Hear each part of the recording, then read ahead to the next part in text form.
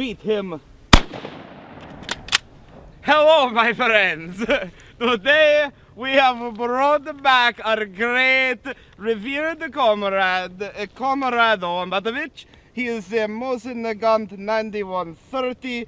He has been sent to Gulag for a great long period of time, but we have returned him to the Siberian winter of OEO in the United States. And we take him and we lay him down with respect. Lay him down, and he has a wood, hard Russian wood. A very, very good weapon. I know can hit anything with him, but oh, hello, my friend.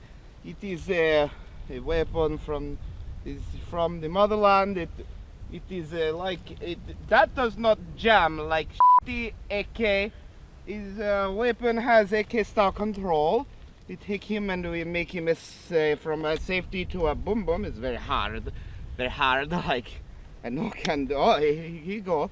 And then a little pointy thingy. We take him and ooh, it's very nice. I like. We take a weapon. It has Naganto ammunition in him. It's a very holy weapon. I mean, there is no holy in the Soviet Russia. We do not advocate. Oh, a big bomb! So, we've been making click. It's a very nice. I like. We have minis. Oh, there's additional ammunition of our weapon. There's a big Russian wolf from the motherland. Okay, we treat him as if a case, so we rock your body. Okay, yes, seems very secure.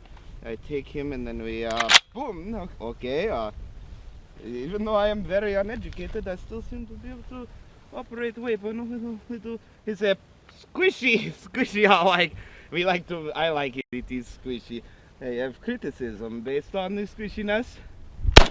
Hey, there he is. Boom.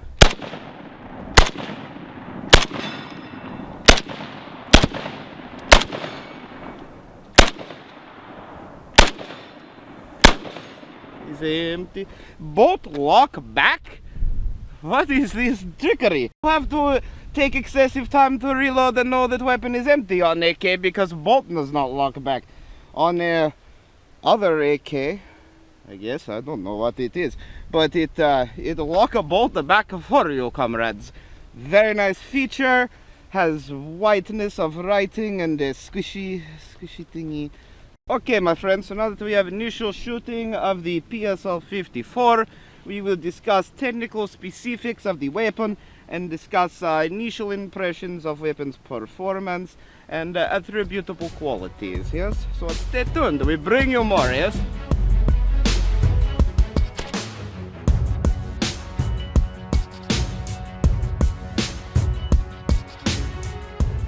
The PSL-54 is a Romanian manufacturer DMR roll rifle that is chambered in the widely popular 7.62 by 54R cartridge. This cartridge is used in many iconic Soviet firearms like the Mosin Nagant. The PSL is literally an upscaled Kalashnikov-style rifle built on a stamped receiver and trunnions. However, multiple reinforcements and dimensional changes have been made to accommodate the caliber upgrade. To be clear, this is not an SVD, and thus it does not carry Dragunov pricing. However, included in the rifle is a current production PO4 4X optic manufactured in Russia. The main functional difference between the two is the PSL is built around a long stroke gas piston, much like an AK, and the SVD is a short stroke. The result of this being a surprisingly soft shooting rifle, especially compared to other rifles in this caliber.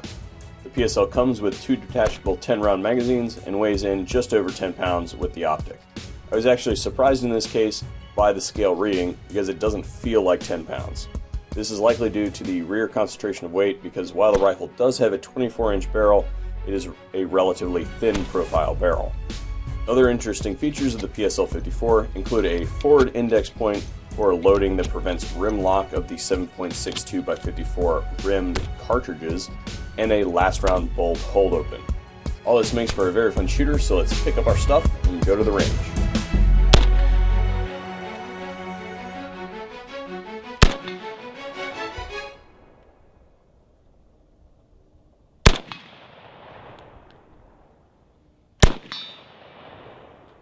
The gun is so fun. It's really upsetting when that magazine runs dry. They give you two. They give you 2 mags. 2 mags? Yes. This thing is enjoyable to shoot. Especially compared to like a Mosin. Like that should be in every single American's household. You know what? I love this optic. This thing is so cool. It really is. It gives you that like Soviet military-esque feeling. It just is.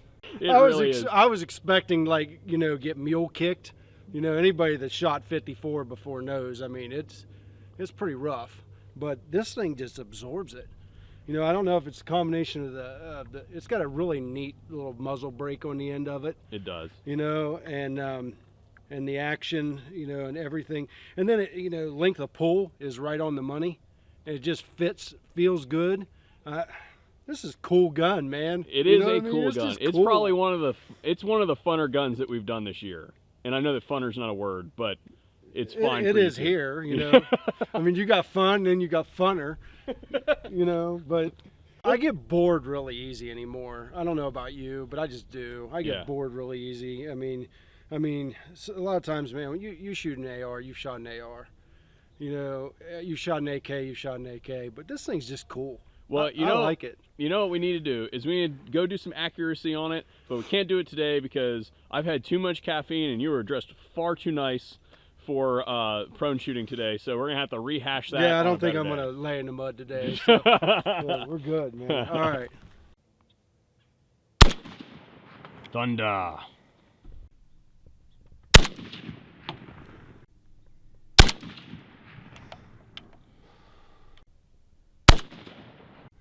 So I was getting just enough recoil where this was touching my, you know, my eye around there, but this is all I was feeling.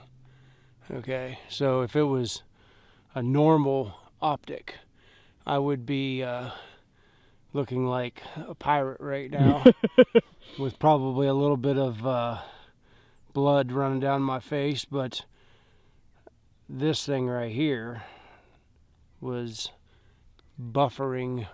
I believe that's why it is as squishy as it is. I understand, but it has been tested and approved.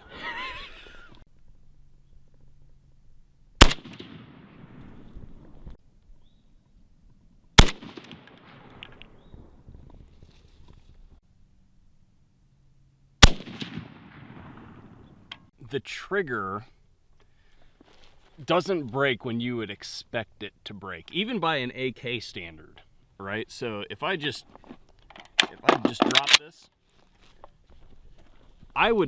there's some take up right there at the beginning, and that's expected on AK triggers. But normally there's like a wall that you hit.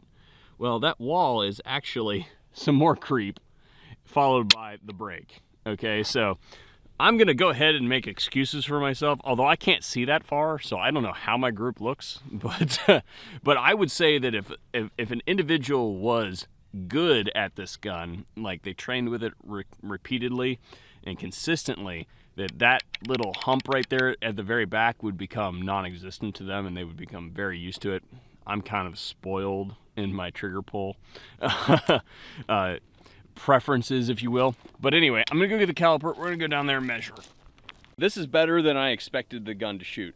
Now, are we getting really super consistent groups? No. Is this a super consistent test? No. I just want to point out the blast from that rifle has displaced, what do you say, good 10-inch circle? You know? Yeah. So in the interest of time, I've gone ahead and skipped all the midpoints in between, and we're back here at 450.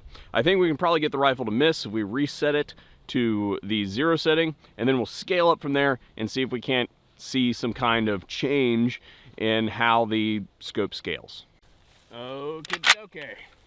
450, resetting to 0, and here we go.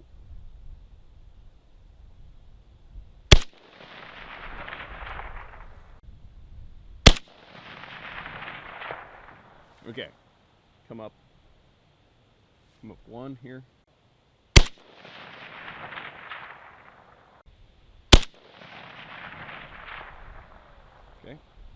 Go up to 2. All right, we have an elevation. I see it hitting pretty much right there. I'm gonna give it another half a one to see if we can make it happy.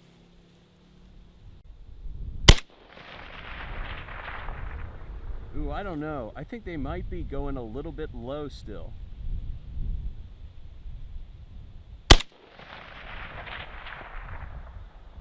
All right, we are left. To be expected, the scope is off center of bore, so there's going to be some crossing going on here, so we expect that to happen. We'll see if we can Kentucky windage this.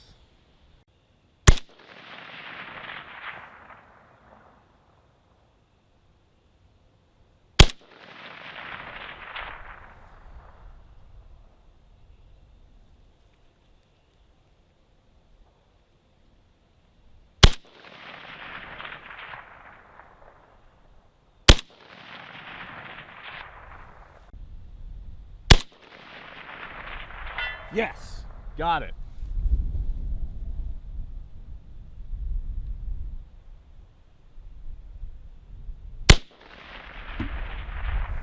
Could not repeat. So what I see, and of course I can't see what you guys saw through the camera, is once I got it dialed to where it needed to be after a couple rounds, I kept the same point of aim the entire time.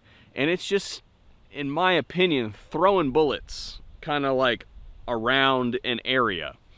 And what that tells me is that this ammo isn't consistent enough to perform at this kind of distance. Now, we're going to try this again when I'm a little less rushed on a day, and we're going to see when I have a little bit more time to play with it, what we can do with it.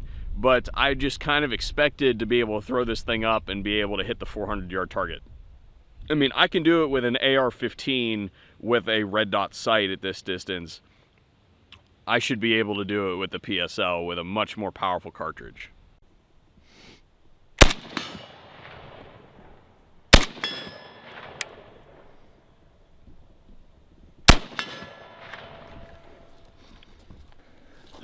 And it locks back. Yes, is it not cool or what, man? Oh, that's so much fun. I was really nervous about having my face and eyes so close up here. You know, I was at first too. But man, that recoil is nothing. Yeah, and you know what? It's a little bit weird when you have the glasses on. Mm-hmm. So when I was shooting it, you know, prone or whatever, I just took my glasses off because I was shooting like 400 yards. Right. Yeah, it kind of got in my way a little bit, but I mean, that thing is cool. If it comes back on you at 400 yards, it was your time. You know, that's what I'm saying. Well, the other thing I want to point out is this is a slip-on. Okay, like this comes actually in the box. This does not come on the thing. It's like in a little package next to it. So technically speaking, you don't have to use this. Like it's not like glued on there or anything like that. So I mean, it can be removed. I don't know. I think it sets the eye relief perfectly when you're shooting. Once you're right on it, yeah, it's perfect. Yeah, it really is. But yeah, it's an awesome gun. Hey, there's another magazine behind you. Oh my God, it's out of the box. Adjusted my hearing protection because this is going to be cool. There's only one way to end a VSO video. This gun is not designed for this, but we're going to do it anyway. VSO running gun, here we go. I hope that you guys are ready with the PSL-54. Give me a mark. Oh, by the way, we're only going to do one hit because we only have 2 magazines and they only hold 10. So, and it's 5.4, 7.62 by 5.4. So if you have to shoot them twice, it was not his day, right? Right. Ah! And we'll take this guy. Woo! Woo! This magazine is heavy. It's bouncing around.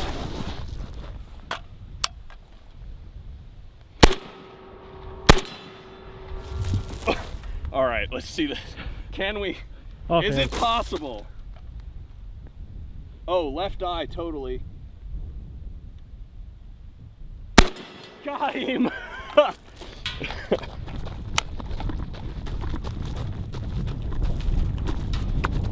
just gonna bypass that one. Hostage swinger. Oh, I got him.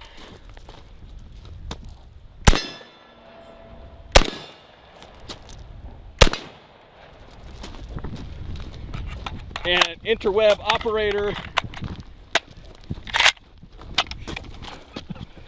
What was that? It went in. It went in.